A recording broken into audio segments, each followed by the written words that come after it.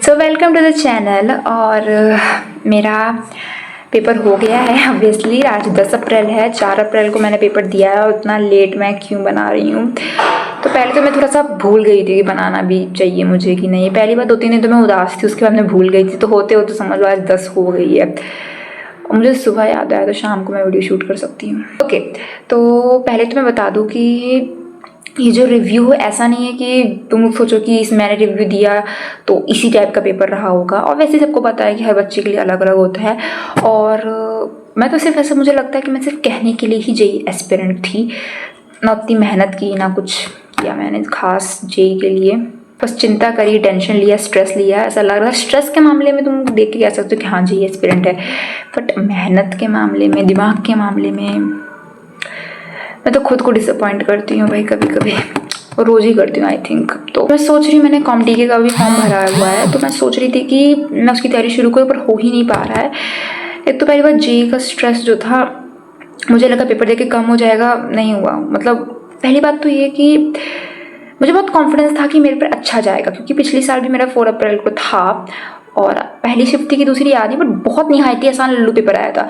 मैं उस समय मेरा मतलब मैंने जेई सीरियसली प्रिपरेशन नहीं की थी।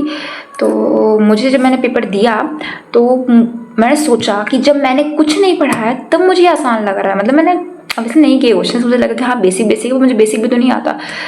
इस बार मैं बेसिक बेसिक करके गई थी। और बात ये थी ना कि मुझे ऐसा मेरे मन में बना है परसेप्शन कि पहले के शिफ्ट के पेपर आसान आते हैं।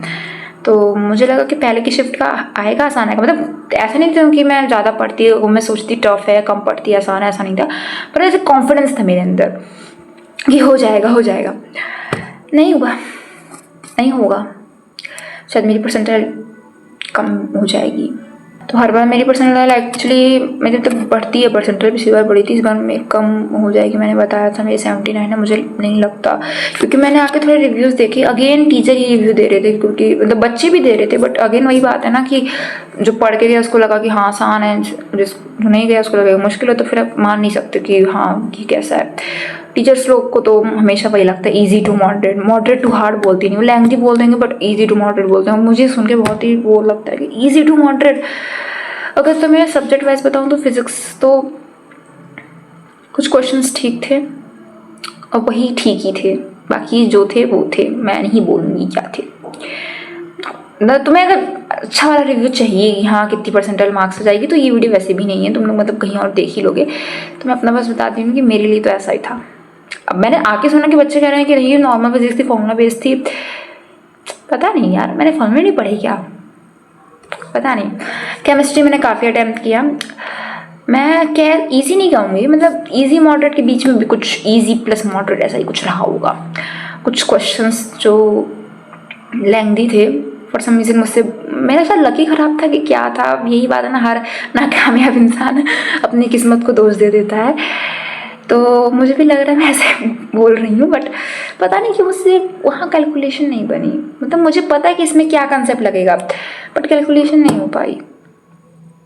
आई थिंक पैनिक कर गई मैं कि क्या हो गया। पर कुछ क्वेश्चंस में कैलकुलेटिव थे पर समझ आता क्या करना है वो भी मैं नहीं करके आई।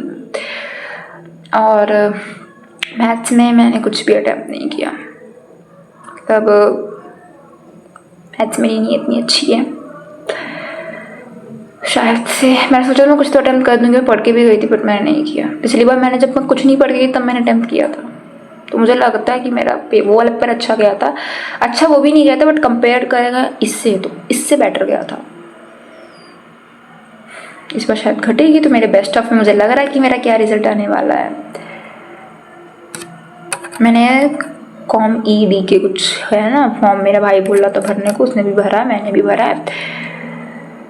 अब देखते हैं, उसका एग्ज़ाम 9 मई को होने वाला है। बस आई थिंक वही मेरी लास्ट होती है, क्योंकि बाकी कॉलेजेस इतने अच्छे नहीं होते हैं।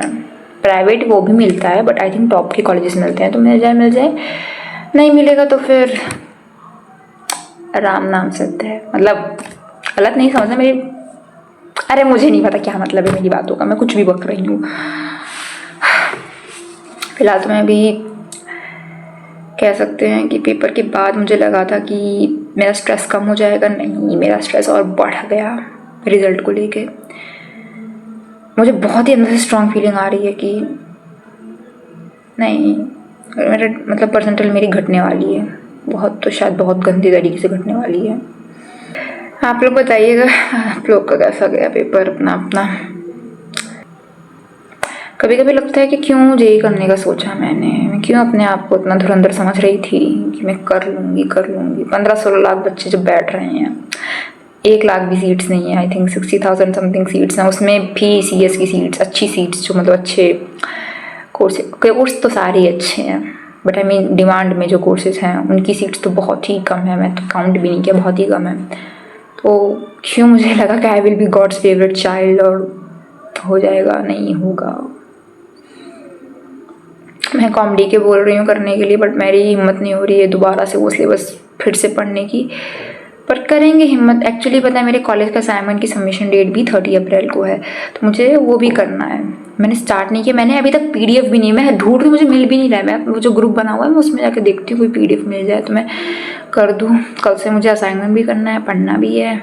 इतने सालों में जब मैं स्कूल में थी तब कभी किसी रिश्तेदार की वेडिंग नहीं ऐसे हुई कि किसी गर्मियों में वेडिंग है, ठंडियों में होती नहीं थी।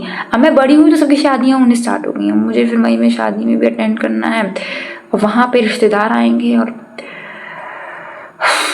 मुझे सोच के आई थिंक मैं अपनी रेपुटेशन का भी बहुत ज़्यादा सोच रही हूँ। मेरे रिश्तेदार आएंगे वहाँ पे और वो पूछेंगे बेटा क्या कर रही हो। आई थिंक मई तक तो रिजल्ट आ जाएगा, मई से पहले ही आ जाएगा जेई का। वो पूछ लेंगे कितना आया, मैं नहीं बोल पाऊंगी, या फिर मैं झूठ तो बोल नहीं सकती क्योंकि फिर पता चली जाएगा। उसके बाद मेरा रिजल्ट आएगा, फिर काउंसलिंग वगैरह होगी, फिर से वही पूरा मतलब। तो मेरे रिश्तेदार कुछ खास बोलते नहीं है, बस वो सुन लेते हैं। बट मेरे तो पता है मेरे रिश्तेदारों के बीच में एक अच्छी इमेज है, अभी तक थी, अभी तक, अब नहीं रहेगी। पहले पता जब मैं अच्छी थी पढ़ने में, ठीक थी, जब मैं चाहती थी कि हाँ हो फैमिली गैदरिंग में बताऊँ कि हाँ मेरे इतने मार्क्स आए, ये वो कोई पूछे, तब गैदरिंग भी नहीं होती और कोई पूछता भी नहीं था, जो कि ठीक है। वो छोटे बच्चों को उतना कोई नहीं कहता, बड़े वाले से पूछते हैं हाँ बेटा फ्यूचर का क्या करना है, तो ये भी ठीक है। पर उसी वक्त मेरा हालत मेरी पंचर होती जा रही है। वो पूछेंगे ज़रूर, मुझे पता है, अब वो भी अपनी जगह गलत नहीं है, ऐसे मतलब वो नॉर्मली पूछेंगे, मुझे शर्म आएगी। मैंने ऐसे अपने कर्म करे हैं ना कि शर्म तो मुझे आनी ही चाहिए और आ भी रही है। मैं क्या करूँगी अपनी लाइफ का मुझे नहीं पता। सोच रही हूँ कुछ तो करूँ, बट क्या करूँ। बहुत सारे लोग कहते हैं बहुत से ऑप्शंस हैं, पर मेरा पता है कोई किसी ऑप्शन को देख के मन नहीं करता कि ऐसे फील नहीं आता कि ये मेरे लिए बना है। वैसे फील इतना स्ट्रांगली तो मुझे जेई के लिए भी नहीं आता था, बट मैंने थोड़ा सा मुझे आता था कि शायद से ट्राई करना चाहिए। जब सोचो थोड़ा सा जो फील आता था उसमें ये हाल है, उसमें मैं फेल हो रही हूँ कि हाँ मुझे जो चीज़ लगी शायद मेरे लिए बनी है वो चीज़ में मैं गंदी वाली तरीके से फेल हो रही हूँ। तो जो चीज़ के लिए बिल्कुल ही मन नहीं कर रहा कि हाँ मैं ये करूँ वो करूँ, क्या करूँ मैं। मुझे कुछ नहीं करना क्या लाइफ में, मतलब मेरे अंदर से था है कि कुछ तो करना है, प्राउड फील कराना है सबको, बट क्या करना है। अभी तक इतने समय से मेरा मूड बनाया था कि बीटेक करेंगे, जेई मेंस में अच्छे मार्क्स लाएंगे, अच्छे परसेंटाइल लाएंगे, बीटेक करेंगे, नहीं आया तो अब क्या करेंगे। एकदम से लग रहा है कि हमने एक रास्ता चुना था, वो रास्ता पूरा बंद हो गया और सारे रास्ते पीछे छूट गए हैं। पीछे जाने का बिल्कुल भी मन नहीं कर रहा है कि फिर से जाएं उन रास्तों को देखें, क्योंकि अपना जो मनपसंद रास्ता था वो बंद है अब।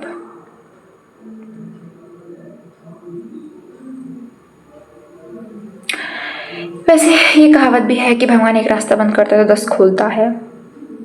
शायद उनमें से कोई एक रास्ता हिट एंड ट्रायल करने में पता चले कि हाँ ये मेरे लिए सही है। वो हिट एंड ट्रायल करने में कितने साल लग जाएंगे पता नहीं। एक रास्ता मैंने जो चुना था वो तो मुझे पता चल गया कितना ज़्यादा गलत रास्ता मैंने चुन लिया था। अब तो मेरे घर वाले मेरे डिसीजन मेकिंग स्किल्स पे भी यकीन नहीं करेंगे। उनको भी तक यकीन था कि हाँ मैं कुछ सोच समझ के फैसला ले रही हूँ, अब उनको वो भी नहीं आने वाला। ऑलराइट, मुझे इतना ही बोलना था, ज़्यादा बोलूँगी तो मेरे पास एक्चुअली कुछ है भी नहीं बोलने को। कभी कभी स्ट्रेस में बहुत ज़्यादा बोलते हो तो कभी कभी कुछ होता ही नहीं है बोलने को। तो आई थिंक आज तो मेरे पास ज़्यादा कुछ है नहीं बोलने को। आई नो बहुत सारे रास्ते हैं, मेरे लिए कौन सा रास्ता है वो मुझे नहीं पता है। और इट्स ओके, इट्स नेचुरल। मतलब कि आप 18-19 साल की उम्र में 20 साल 21 22 23 24 ज़्यादा हो गया, बट फिर भी नहीं आपको पता होता है। मतलब मेरे घर वाले भी, मेरे पापा भी बोलते हैं कि हाँ उनको भी नहीं पता था, उन्होंने भी ट्राई व्राई किया, उनको मिल गया। ठीक है, बहुत से लोग थोड़ा वो होते हैं कि ठीक है, बहुत से लोग को नहीं पता उनके लिए क्या सही रास्ता, उनको टाइम लगता है, बट बस अच्छा नहीं लग रहा है। मैं ज़्यादा नहीं समझ पा रही हूँ, मैं समझ नहीं पा रही मुझे क्या बोलना चाहिए, मुझे क्या फील कर रही हूँ, मैं कैसे एक्सप्लेन करूँ। बस अच्छा नहीं लग रहा, बहुत ख़राब लग रहा है, स्ट्रेस भी हो रहा है और दुख भी हो रहा है, रिग्रेट भी हो रहा है, सब कुछ मिक्स मिक्स करके हो रहा है। मतलब किसी से बात करने का मेरा कुछ खास मन नहीं कर रहा है और शांत रहने का भी मन नहीं कर रहा है। Whatever, so yeah, this is it. अपना बताना कैसा रहा आप लोग का एक्सपीरियंस।